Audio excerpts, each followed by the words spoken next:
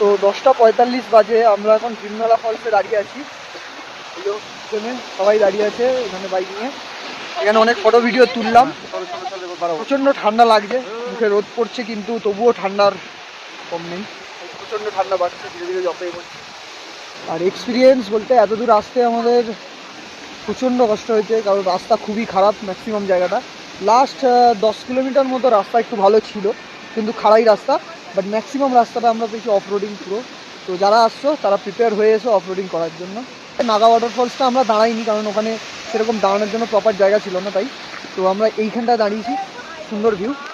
আর এই ফলসের নিচে ওখানে রেনবো দেখা যাচ্ছে, হালকা একটা ছোটো রেনবো দেখতে পাচ্ছি। আমরা ওখানে দাঁড়িয়ে অনেক ফটো ভিডিও তুলেছি।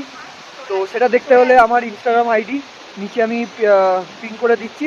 ইনস্টাগ্রাম আইডিতে গিয়ে আমার দেখতে পারো ফটো ভিডিওগুলো। আরও ওখানেও অনেক কিছু আপডেট আছে।